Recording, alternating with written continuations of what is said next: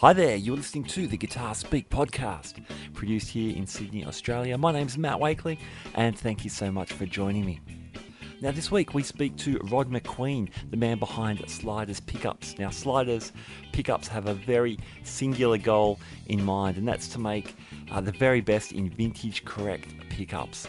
And, lots of people make pickups these days. In fact, the market is flooded with so many options, but Rod's pickups have had fantastic success, and the proof is really in the pudding of professional guitarists who have chosen to use them. So people like Peter Northcote, Troy Cassar-Daly, Ian Moss, Johnny Diesel, Seb Bartels, all choose and use Sliders pickups. So that's a huge endorsement, and in fact it was through guests like Peter Northcote and Troy Cassar-Daly that I thought, wow, it'd be great to speak with the man himself.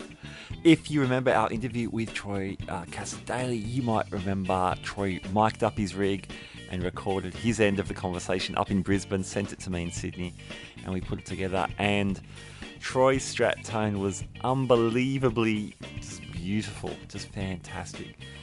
So check that out if you've not heard it. Now, Rod's got some very firm ideas on what is important in making a great guitar tone in terms of equipment, gear, the player. And he's got some firm ideas, to put in his own words, of which items are further down the food chain. So it was a very interesting conversation, and really cool to have Rod on the show. All right, let's just jump straight into it. Rod McQueen, welcome to the Guitar Speak podcast. Cheers, Matt. Good to hear from you. Thanks, mate. Thanks for your time today. Really appreciate it. No, it's great. Like I said to you earlier, I hadn't really sort of been a follower of podcasts until recently, and I saw what you'd been doing, and there's been some amazing people on there and great stories. So I thought, I'd be really keen to get involved. Oh, that's awesome. Well, the funny thing is, I didn't know about your pickups until I started the podcast, and one of my first guests was Peter Northcote, who's probably the most recorded session guitar player in Australia. And one of the things he said was that he didn't really like Strats. He's played probably every guitar under the sun, but he didn't really like Strats until he met you and got a set of your pickups in there. And then not long after that, I spoke to Troy Cassar-Daly, who raved about your pickups, and I found out Ian Moss is a big fan of your work as well. And there's obviously something great going on over at Sliders Pickups. Yeah, well, I guess it's, I just don't try and do anything special. I don't try and reinvent the wheel as such. I just do what Fender did back in the day, and if you do that correctly, which isn't necessarily that easy, you tend to get good results. And guys like those that you've just spoken about, very experienced guys, they pick up on those things, almost immediately, and they hear the things that they've been looking for a long while. And unless you sort of do all the things that were done back in the day, you don't really get that. Okay, yeah. If we can go back a little then, what's your guitar backstory? Were you playing guitar before you got involved in electronics and stuff? Not really. I've always been a fiddler, and like one of my favourite sayings is the old Clint Eastwood, a good man knows his limitations, and I'm not really a gifted guitar player. I'm just sort of more of a pentatonic banger, and but I've always enjoyed them, and I've always found them, a fascination. And that really led me to this whole, years ago, of what the hell is this whole vintage Strat thing about? Why are these old guitars worth, thousands and thousands of dollars? Yeah. And that was kind of, I guess, more my motivation than, being a player and trying to find the ultimate guitar for me. I guess it was more a quest to find out what this whole vintage Strat or vintage tone was all about. Okay. So, I kind of went down that path rather than as a player, more as almost a historian, if you like. Okay. A little bit of an Indiana Jones thing, archaeology, trying to find out what was going on. Okay, yeah. So I had a sort of cheap, nasty Strat. I've had a few of them over the years, and I thought, well, look, I basically thought, look, these Fenders were made in a little garage on a corner, by Leo and, Fender and a few of his mates in Fullerton in the 50s. So, it wasn't rocket science. They weren't really building space shuttles. So I figured I'd, investigate this whole process. And the starting point for me was the pickups. And basically what I did was I sourced around, did some research, and there was a fair bit about it. Seymour Duncan and other people like that had released quite a bit of information on what they considered was being done back in the day. Uh-huh.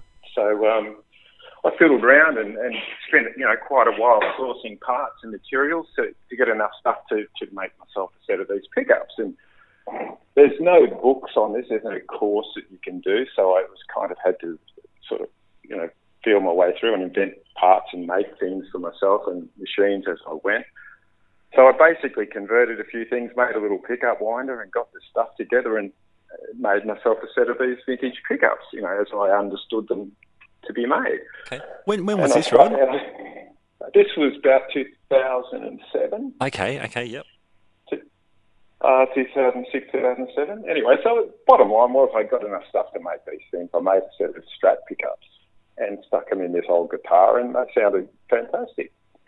So, I thought that was great, and a few friends heard it and thought it was great. And I had enough stuff because I couldn't just buy enough to make one set, so I had a bit left over, so I made myself another set of these and stuck them on eBay, and they sold. So, I talked them up, stuck them on eBay, and they sold, and I got some good feedback, and it just went on from there. So I kept making these things and researching. And it wasn't long before I got a guy contact me saying, hey, look, I saw you talking your stuff up there on eBay and all the rest of it. I've got an original L-series Strat that the pickups died in. Are you able to fix them? And I said, oh, yeah, of course, I'm a legend, I can do that. So these things arrived, and all of a sudden I had the real deal things in front of me to add to my sort of knowledge base, if you like. So, yeah, okay, wow. So once this started happening, it really opened the door up. And my background, I'm a kind of guy that came out of more, I like making models, and I'm very meticulous and quite OCD. And so I started recording everything and copying everything exactly, and basically reverse engineered everything. So that's where it really started to ramp up to the accuracy of getting these things how they were done. Right. When you saw the L series, did it confirm what you were already doing with your own pickups, or did it change some of your ideas, or what happened when you finally saw some? Well, when you first see them, it's a visual thing. I mean, I already knew the specs pretty much, so I knew that the pole piece diameters, the 0.196 and all this other stuff, and so all that was there. But little things about beveling and the way the wire was applied, and knowing what was going on inside, because effectively 90% of the time when these things have issues, which they're starting to do now, being 60-odd year old. Sure, yeah. They tend to rot out from the inside. So there's very often, not many options but to remove the coil. And once you do that, it's an autopsy. You're laying the whole thing open. And you can start to see how it was done and what mysteries were going on. And effectively, that's where I started to replicate things that made a lot more difference to the tone than just, making them look right. Mm-hmm. Yeah, so, and that's been happening ever since. So since, the mid-2000s, I think I've had people send me from all over the world Strat, Telly, jazz-based pickups from virtually every year from the golden period, I reckon. So let's call it right from your original 54 Strats, 52 Tellys and earlier, right through to the 70s. So, and I've documented every one of these things and photographed them in detail. Wow. So that's been fantastic. So when anyone sends me something for repair, it's also a little sort of another page in the book of history, if you like. And you'll get these pickups arrive for repair, and you'll have a look at them, and they're base stamp, 64 in yellow ink, and they've got AY on them. These are an original set of Abigail Ybarras. Yeah, wow. So, I'm cutting off this wire that Abigail put on, 1964. So Abigail, I'm a player, before any technical knowledge. So I come from the other side, I guess. But so I'll probably ask you some dumb questions as we go. But Abigail Ybarra, as I understand, is kind of like the rock star of vintage. She was the winder at Fender. Is that right? Yeah, she was. Oh, look, effectively, I think, and this is all my, the way I look at it, and I'm pretty much not far off what Fender was doing in the 50s, just a little, shop that's hand winding pickups. Yep. And he would have employed cheap labour and people to make these things. And if I was working for you, Matt, I would last about a week. It's not something that would hold your interest tremendously, sitting there just making pickups day after day. Okay, yep. So effectively, my opinion of the whole thing was he had a bunch of Mexican women that were making these pickups for him. Mm-hmm. And that is key to where a lot of this, which I can get into in a minute, this is key to where the tone and why these things perform as they did. Abigail, for some reason, managed to stick it out for, until I think only a couple of years ago, which is an amazing feat. Yeah. But it's quite interesting, there are video around now, film converted to video, showing Abigail winding pickups. And it's quite interesting because as a pickup winder, I can see a few little things that she's doing that's different. Okay. So I think I've nailed the little Abigail secrets as well. Yeah, wow. That's cool. That's very cool. Yeah, it is. It's quite interesting. Yeah, I love all that history and the personal side of it. That's really cool. Yeah, it is. So it's like you get to a point where if you go out there and you say, I generally make, say, strap pickups in batches of three sets. Uh-huh.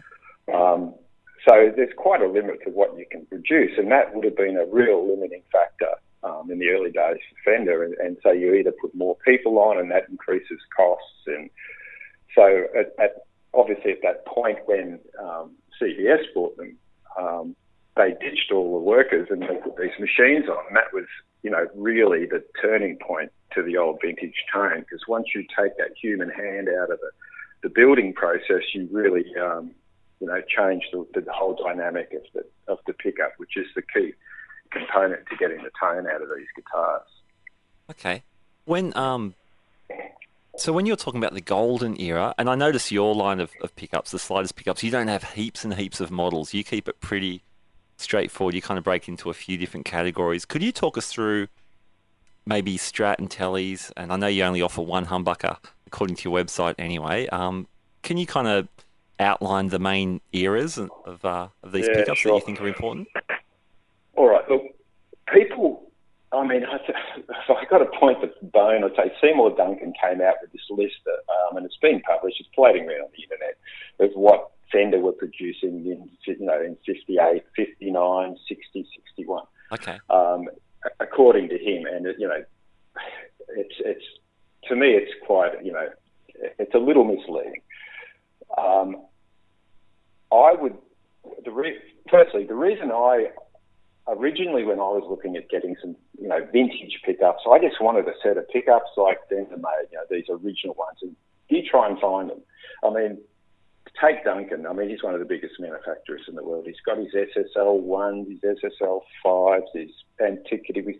Which one are vintage correct? And, the answer is none. But so I'm very keenly aware that I don't want to, make a whole bunch of things, because even the 3 or 4 sets that I make cause enough consternation as it is. Okay. so people and ah and carry on, but yeah. Effectively, and this is my take on the whole thing. So Fender had a bunch of Mexican ladies making these pickups for them, and they sat there at these winding machines and wound the pickups. 8,000 turns of pickup, throw it in the little box and make the next one, put it in the little box. That's what they did. Mm-hmm. Now, if you take all those pickups and start looking at them individually, there'll be significant variations within them. From one lady to the next, from one machine. In the old days, mechanical counters, things changed and they weren't exactly right, and they chatted to each other and they overwound them a bit. Yeah. And if you tug on that wire a little harder than the next person, or a little more than you did on the other one, it stretches the wire, that thins it out, that increases the resistance. Wow. So that's the variation. So to say Fender changed something from 58, to 59 to 60, to me is not true. Okay. They would have been working very hard not to change anything. Right.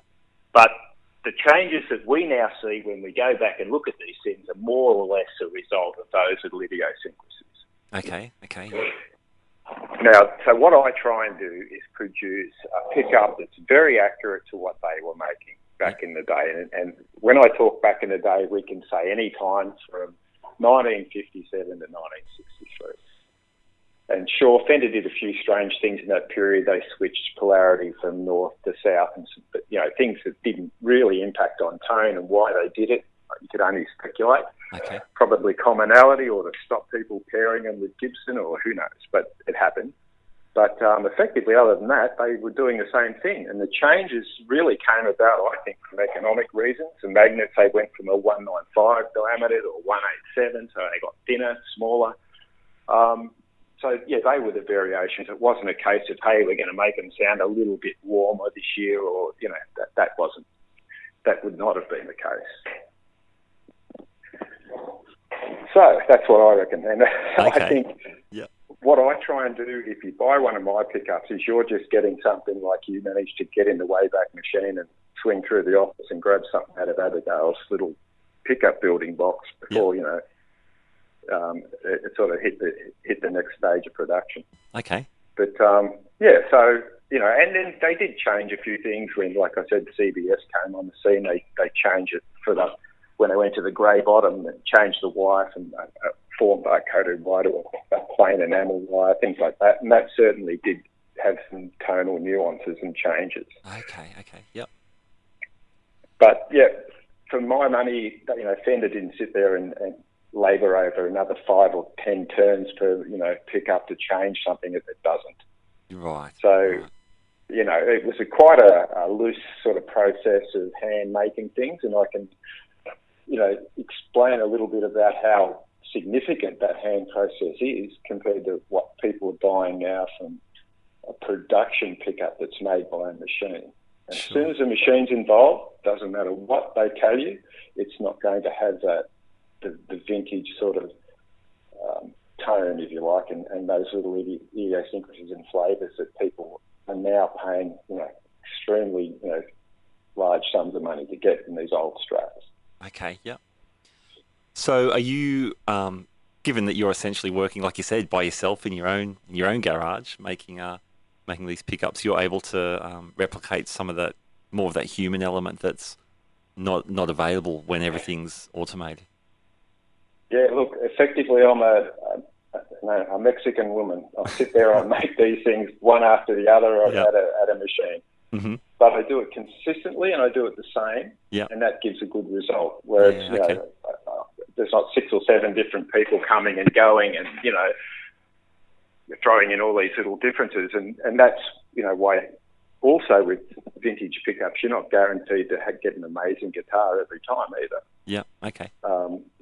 They certainly didn't labour over every pickup and look at it and measure it and go, oh, that'll make a fantastic bridge pickup. They just threw them in. Yeah. So, but if you do the old-fashioned way, you do get a certain tonal commonality, which is generally, to people's something that's recognisable and generally people pay a premium for and really enjoy. Okay. And that's what you get out of those vintage Strats. So even a bad one's still pretty good. Yeah, right. That's cool. That's very interesting. So I noticed I think you've got 3 different Strat models that you sell. So there's, I guess working backwards, you've got like a grey bottom style pickup, like a late 60s style pickup. You've got a late 50s-ish kind of model, and then you've got one you call like an SRV, which I think's a little bit hotter. Yeah, look, if I could only make one set of pickups, I would make that 59/SRV pickup, and I wouldn't call it that. It'd just be a vintage Strat pickup. Okay, yeah. But I started down that road. I can go back a little bit, but it was really, I started off, my main market was America. And I found that people could relate to that SRV notation because it gave them a reference point. Yeah, sure, yeah. And I found that if you do it correctly, you create a SRV pickup. That's what he had. And, if you're good enough, you can do what he did. Uh-huh. But, the funny thing was, here I am talking myself up on eBay at the time, selling these pickups. And I gave myself I put a lot of information on there, what I was doing and how I understood these things were working and whatnot. And I got a message from a guy that was the editor of ToneQuest magazine. And he was doing a pickup shootout review. And he said, would you like to send me a couple of sets of pickups and I'll review them? I'd never heard of ToneQuest and I thought, well, that's great, no problem. So off I did. I sent a couple of these pickups off into the ether to this guy, Dave Wilson, over in the States that runs this ToneQuest magazine. Little did I know that it's a subscription-only magazine. They're not loyal or don't have to be to anybody. Right. They're brutally honest. And people were a little bit hesitant to put their gear into it. So I ended up in this magazine with Lindsay Frail and Roy Bowden from Aris Guitar Works, and a bunch of other top builders, Tom Holmes, all these people. And this clown from Sydney called Sliders, no one had ever heard of. So I was automatically lumped into this top, sort of dozen or so pickup builders in the world. And luckily, my pickups come out trumps. And, I think the bottom line on the whole review at the end was that mine made the rest look like lazy hacks. So That's I've great, always man. loved it. Yeah, so I got lucky on that one. So automatically, overnight, it was nuts. So I all of a sudden had this sort of profile, if you like, where it went from, well, why should I buy your pickups to, hey, if you got time, can I get a set? Yeah, wow. That's awesome. So I had quite I guess my credentials were a lot higher, or my credibility was established, if you like, via that article in a lot of ways. Yeah, nice. In America, whilst here in Sydney, in Australia, no one had heard of it at all, and that's still a fairly, common occurrence. So probably 9 out of 10 of my pickups go overseas. Okay, wow, that's huge. So via that funny little quirky article and things, and ToneQuest, if any of the listeners have ever seen it, have a look. It's a fantastic magazine, and it's like I said, it's not like when you're in a running magazine or something, and Nike put in the big 2-page colour spread. When they review the shoes, they're going to get a glowing review. This guy's stuff's, legit, and he's got some, the people that are testing it are, Billy Gibbons and guys like that. So, yeah, wow. So anyway, I never got my Telly Pickups back. Billy, he hung on to them. Oh, apparently. Really? That's great. It is. So, it's awesome. That's how that sort of transpired. So to get back to your point, that's where the SRV thing came from, because this guy had a set, and we called them 59 SRV, so I was kind of stuck with it. Okay, yeah, cool. I think to answer your question, I'd be quite happy to just make a late 50s, early 60s black bottom and possibly a 69 set. Realistically, you've pretty much got them all covered with that anyway. Okay. Nice. Very cool. What about Tellys? Because I think you've got 2 main models that you're building. Yeah, well, in about 55, Fender did make a bit of a change. Well, they did a few times, but a significant change to the Telly, mainly to the bridge. They went to a stagger pole bridge. So I tend to make an early one, a broadcaster, no caster style, early 50s, 51, 52 style pickup. Okay, yeah. Flush pole. And a later, we'll call it a 58 style. Okay. So they're the 2. And they kind of, the 58 style one are an A5 bridge. They're a brighter and more of a country, your traditional Telly thing. The original set, the 52 set, were a bit hotter output, flush pole. And I make them intentionally to counter the main problems that people find with Telecasters, which is the bridge is too nasty and harsh and sharp, and the neck's a bit round, fat and muddy. Yeah, right. Yep. So again, 9 out of 10 sets of those, and I make them so you can put them in the Tellys, like Jimi Hendrix said, they've got 2 tones Tellys, a good and a bad one. so they're a fantastic set of pickups. They can do everything from, they can sound like a PAF humbucker in the bridge. You can play it like an AC/DC, or you can, use it for country. But again, quite a fussy guitar, Telly. They're a very simple guitar and everything else, but you've got to get the pickup right in it. Otherwise, you just chase your tail. Right, yep.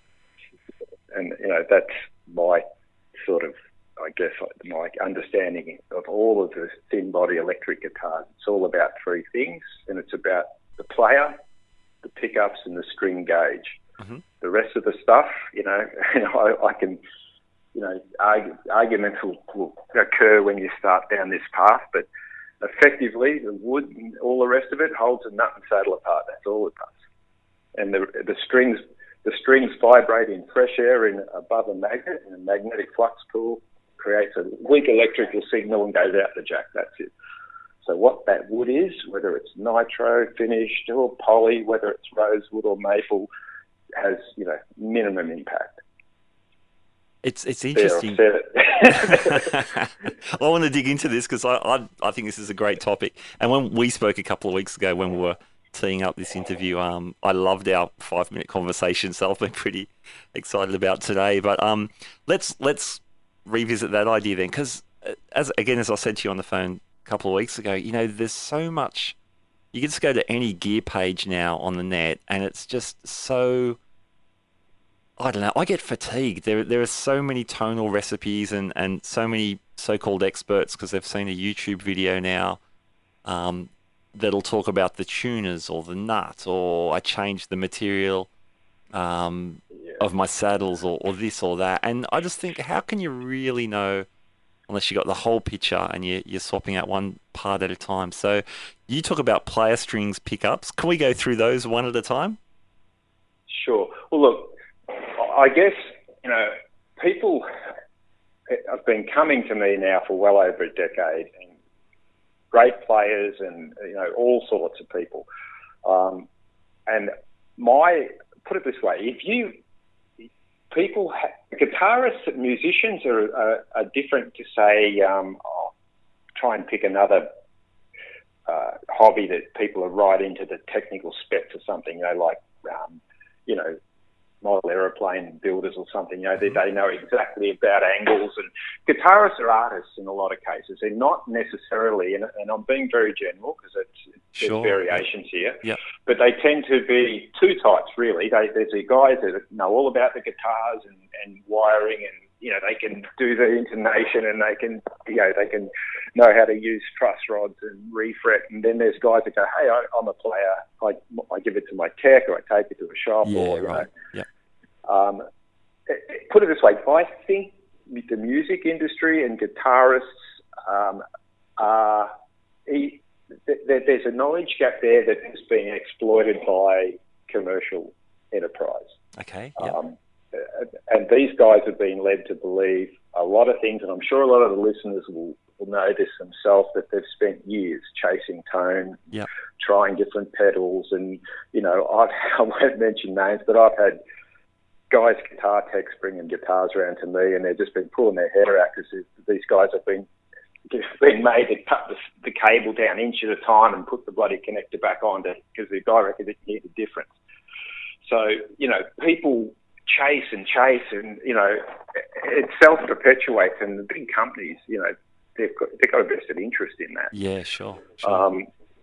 And rosewood versus maple, and I know that I'm going to have, there can be problems with customers when they say, oh, look, I've got this guitar and it sounds fantastic when I play it acoustically, but it's a rosewood neck and it's a bit warm, so I'm just worried your pickups are going to be like, God.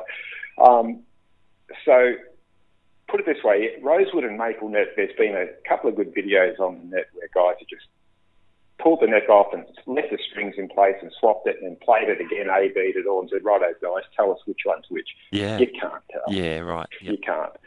So if you went into an ice cream parlour and there was all these flavours and you got a chocolate and strawberry and you can't tell the difference, or you have to close your eyes and get your mates and 5 of you to try and tell the difference, there is no difference. Yep, sure. And so if you have to still second guess things and go, oh, look, I reckon there is a difference, mate, hang on, let me hear it again, there's no difference, or it's not enough to worry about. And that's the difference we're talking about with all the stuff that is beyond the nut and saddle. So, yeah, very interesting. Yeah. And the other point is, if you're going to change something on a guitar, by the time you've taken the strings off and fiddled around, swapped whatever it is, put it all back together and played it again, most of the time there's been enough variations within that process to cause a change that you won't be able to tell the difference anyway. Right. And I quite often say to people when they buy my pickups, they're doing it as part of this process. But, I'm getting a refret or a refin, and I'm going to get new saddles, and I'm getting these freeze-dried, decaffeinated bloody nut put on. I say don't even change the strings. Just swap the pickups and see what happens. Uh-huh. Because it's like driving around in a Ferrari, and they've got a Hyundai engine in it. It's the nuts and bolts of this whole thin body electric, and I keep saying thin body because I don't want to get down to the 335s and the highs and stuff. It's a little bit different, but effectively you get good pickups and strings, and you're a good player. You can drop a set of pickups in any old fence paling, and it'll sound good. Yeah, right. And I won't even start on how many people have been around here with $12,500 John Cruise Masterbuilt Strats that sounded rubbish. Yeah, right. Wow. And why did they sound rubbish? Because the pickups are the same ones that are in the other cheap ones. Okay.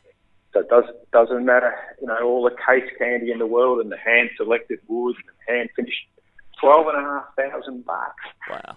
Now, you buy a $12,500 John Cruise Masterbuilt, it's a big call to take it around to bloody Rod McQueen's garage and have the pickups ripped out. Yeah, absolutely. But they do it, and I don't know. Yeah, and even in the last 2 weeks, I've had 3 or 4 custom shop Masterbuilts around here, Strats and Kellys. Wow.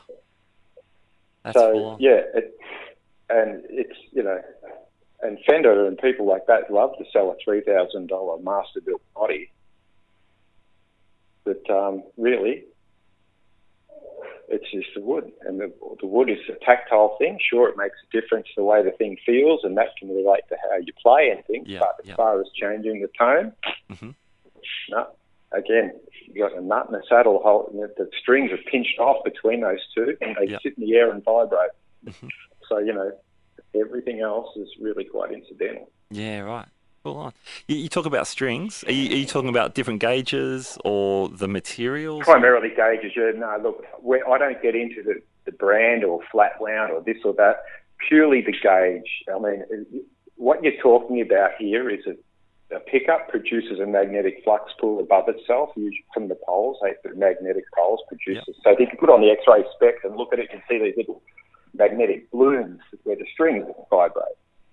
Now, obviously, a thicker string is more metal, exponentially more metal, especially, say, from a set of 9s to, say, 10s or 11s, especially up on your treble strings. Yeah.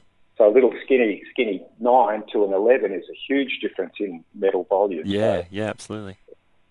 Not so much a 52 to a 48 on the bass string, but, if you can take a set of... If you're looking for a nice, bluesy, fat tone with lots of mids and good body, if you can get rid of that 10, even get to an 11, leave the rest of the strings, just swap that bottom E string. That little piece of metal struggling to sort of, be heard in the mix. So, yeah, string gauge, very important. The more metal in there, obviously, the stronger and denser the signal it will produce when it's moving around in that magnetic flux pool. Mm-hmm. Yeah, sure. And then, I mean, the player, obviously, the attack, just all the nuances from the hands. That's obviously going to make a huge impact. And then the pickups, as you say. I'm always knocked out when you see those videos. There was a great one. Eric Johnson picked up Zach Wilde's guitar and plugged into Zach Wilde's rig. So he's got, he's gone from vintage Strats into vintage Marshalls. Now he's playing a guitar with active pickups into a really high gain situation, and it sounds like Eric Johnson. It's crazy. I know. I do a lot of work with Frank Gabisa. He's a fantastic luthier here in Sydney. I'm sure a lot of your local listeners would know Frank. Definitely. And he tells the same story of, I might have a couple of the actual details wrong, but he's Frank's a bass player, and they were doing a gig over at I think it was a boat shed or somewhere in Manly. And someone like Dave Leslie was in the audience, and just came up and, they were chatting, and he jumped up and just put on the guitar and didn't touch a setting. Yep. Played the guitarist and totally sounded like he. Yeah, right. So same story. So, the player is key to the whole thing. That's like the number one. Player's very important. The pickups and then the strings, and that the rest of the stuff. I mean, if you got Eric Johnson up there with Zach Wilde's guitar and you change the saddle, it's not going to sound any different when you get it back up. Yeah, exactly. But people, I guess if you go out and spend, $400 on a solid trem block and a new saddle, by the time you put it all back together, people are going to hear what they want to hear, and they go, "Oh yeah, I can hear that. Yep, definitely sustains improved and has it." I think it was Pete Northcote said, "Guitarists hear with their eyes." Yes, he said that to me as well. Yeah. Yeah, classic. That one stuck, and it's so true. And and if you've had decades of playing and hearing things and understanding things and believing that Rosewood's does this and something does that, I mean, it's a bit like a religion. You can't tell someone that's not what happened. Yeah, right. Yeah, it's interesting. I wonder how much of it is the feel as well. And I think you alluded to this earlier. Like I've got my main guitar's a Strat style, bolt-on neck. I've also got a set neck guitar, same scale length, 25.5 inch, different pickups, but essentially I can make them sound similar, but the set neck does the notes feel a little bit different in my hand, which I think makes me play a little different. It's not necessarily, oh wow, this thing sounds from another world. I've got another animal on my hands. It's actually, it's still a guitar with 6 strings, and it's still sounding essentially the same through my amp. It's just the different feel makes me respond differently. Sure, and that's part of that tactile thing. I mean, if you get go out and get a really nice, swamp ash body that's really light, and you light the colour and it feels good, and then, the neck's got nice rounded edges and it plays, and, the radius and all suits you. Yeah, sure, that's going to change you as a player, and that again it's one of the key things. And if you're enjoying it and the tone's good and that feels right, and everything falls at hand properly, well, that's extremely important. However, that's something that's very difficult to quantify. Yes. But and that's where it comes down to, that's why I say to people, go out and find a guitar. It doesn't have to be expensive. It can be whatever you like, one of these, Squires or whatever. Do you like the feel of it? Do you like the colour? It looks good, stick a decent set of pickups in it and see what happens. Okay. Absolutely. It's having something that fits you and you enjoy playing and feels right is key to the whole deal. Right.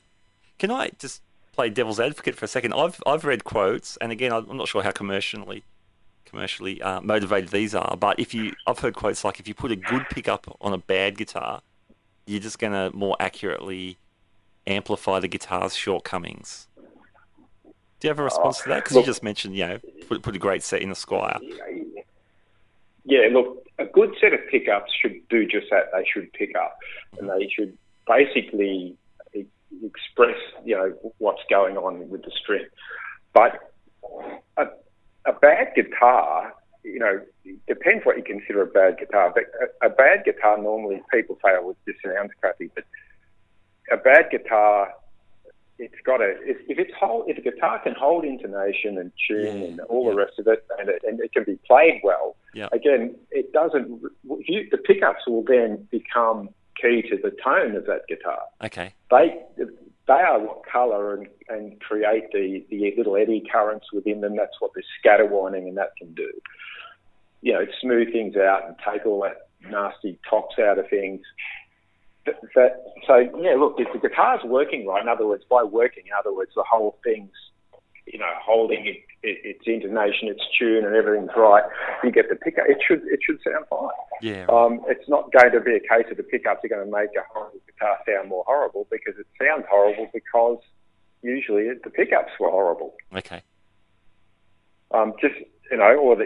Once you fix up the way the thing's tuning and all the rest of it, what does the guitar, the pickup care when the strings are sitting there buzzing away?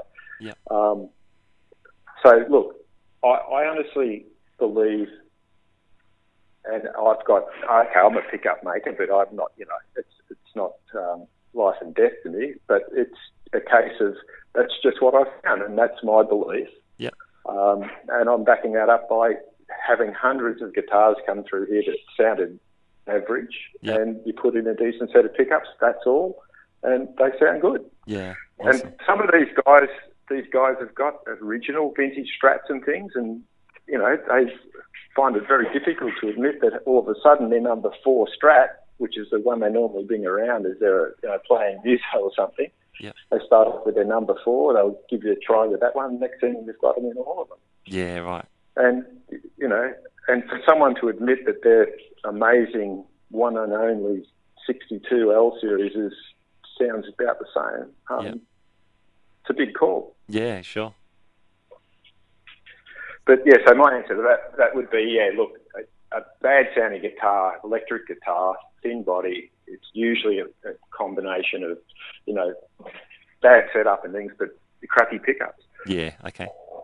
Switches and pots and capacitors and things like that do not save a crappy sounding guitar. You cannot make a good, here we go, stating categorically, but you can't make a crappy guitar sound good by changing a capacitor or a pot or something like that. Sure. A capacitor and a pot and those sort of things only ever take away. Tone is only ever something that takes away from the guitar. It doesn't add.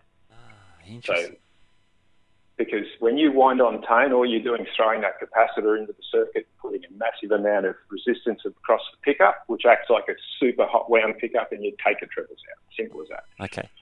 So that's why when you put the tone on, the thing sounds like you're throwing a blanket over the air. So good pickups should be able to be played wide open, and that includes Telly and Strat bridges and everything else. Mm-hmm. Mm-hmm. So by going out and buying an old capacitor or something like that, thinking you're going to make your guitar sound right is, to my experience, is not going to be money well spent or a venture that's going to be very successful for you. Sure. Can I ask about a couple of popular ideas with pickups? For the last few years, 2 things. Number one, noiseless single coil pickups and coil splitting humbuckers. What's your take on those? A lot of people have had a crack at maintaining a vintage single coil sound but getting rid of the hum. Is that feasible? Yeah, look, what do you think? Hums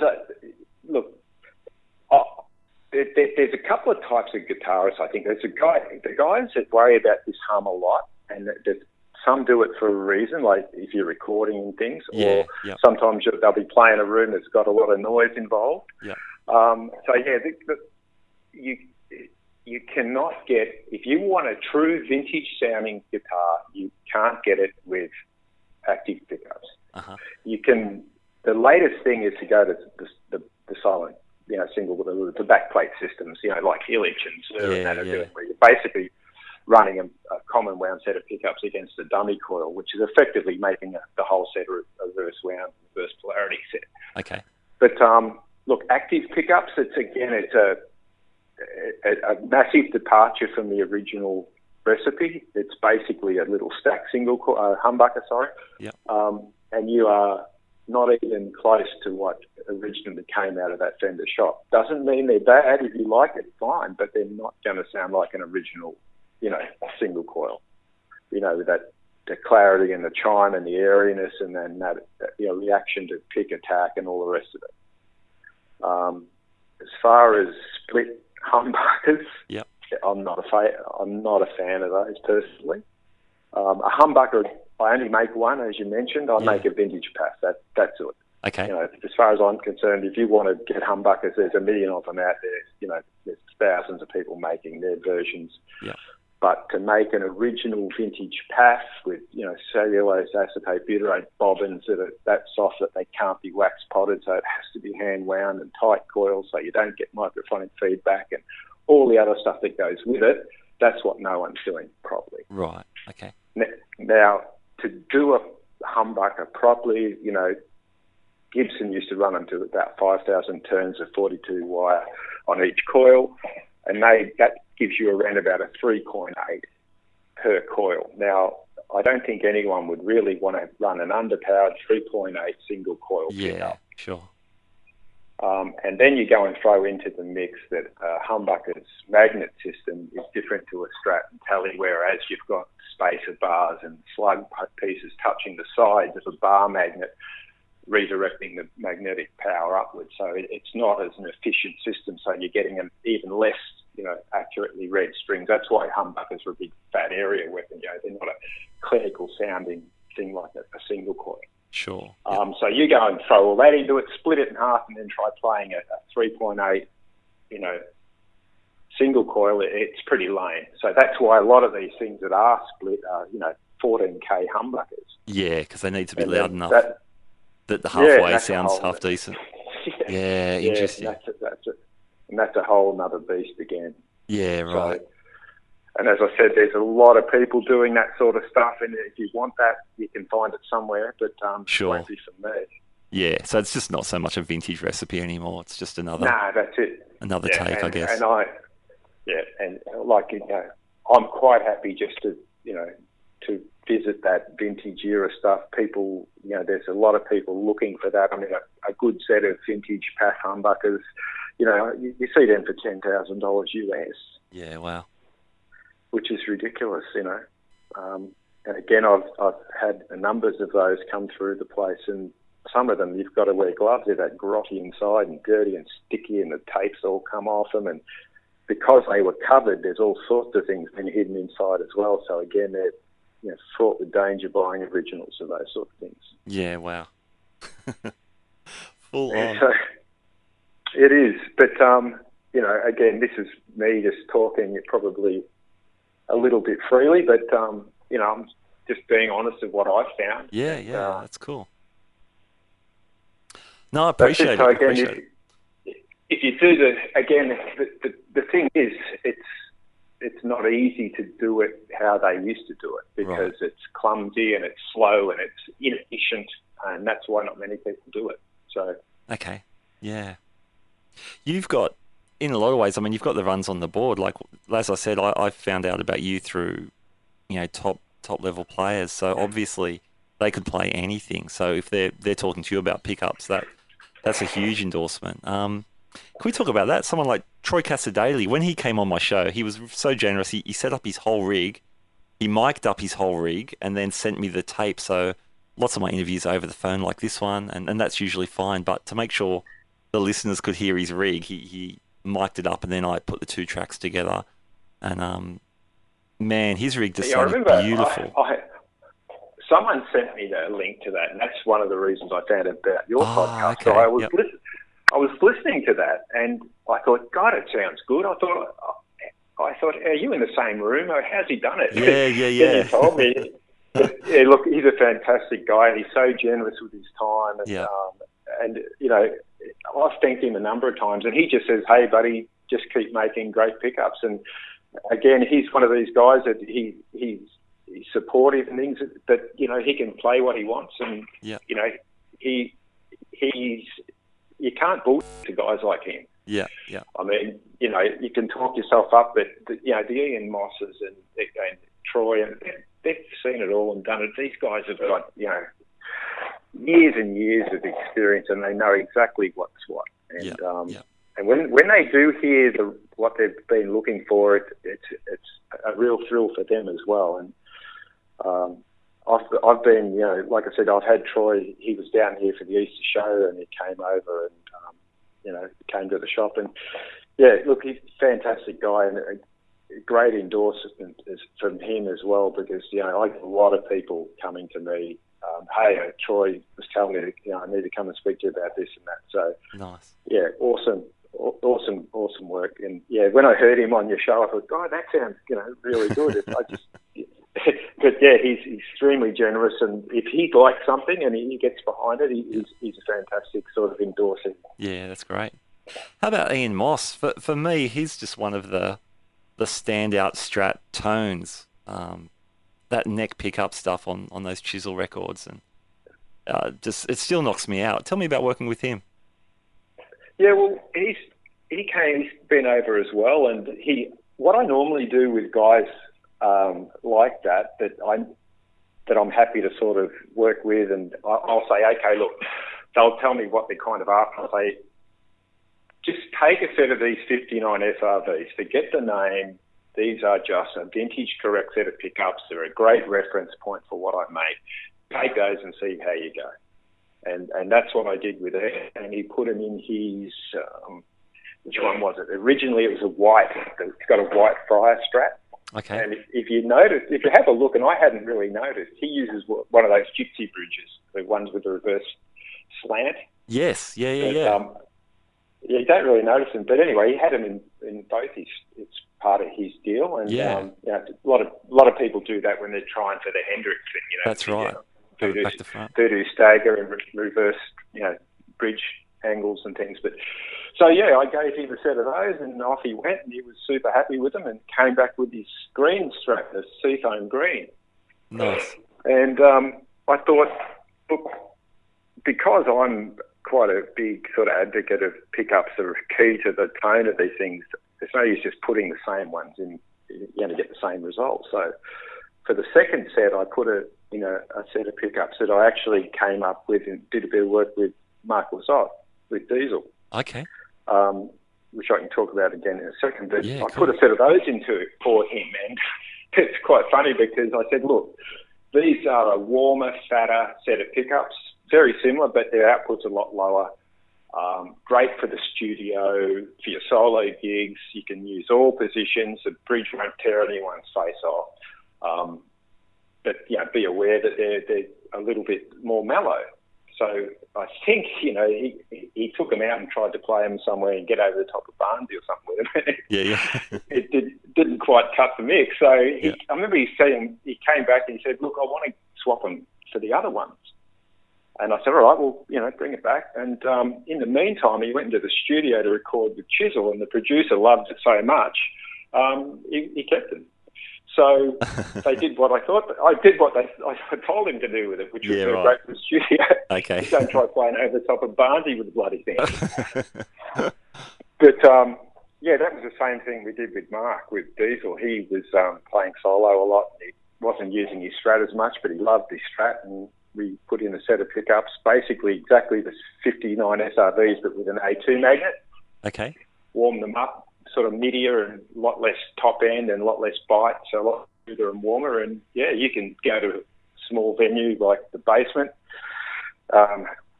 Unfortunately, I've heard now about closed. But, those sort of places, or Brass Monkey or somewhere where you've got 100 people and you can play a Strat. Yeah, cool. And wide open and let rip without everyone racing off to the dentist on Monday to get the fillers replaced. That's great. But so that's that's what sort of happened with Ian. But I remember, I'm not a lot younger than Ian, but when you have people like that, it's hard not to be a fan, and they come to see you on a professional level. So I've avoided getting them to sign things or photos and stuff. So I probably should have, but no, it's a real spin out for me, and a real personal endorsement. I really enjoy working with those sort of guys because you think back to driving up to Queensland as a kid, listening to Chisel on the car and the one cassette. Yeah. And you've got him asking you, questions. So it's awesome. Yeah, extremely satisfying, and it's great. So same with Troy and all these other guys, and you get a lot of there's been other people, big names that I've worked with and done things for that you never hear about again. Right.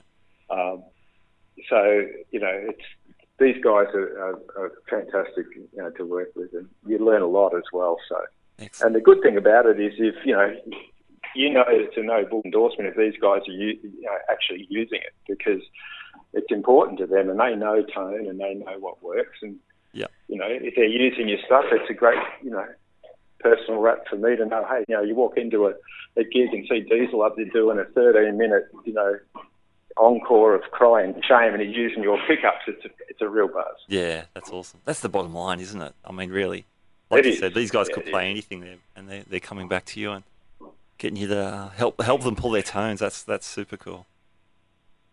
No, it is.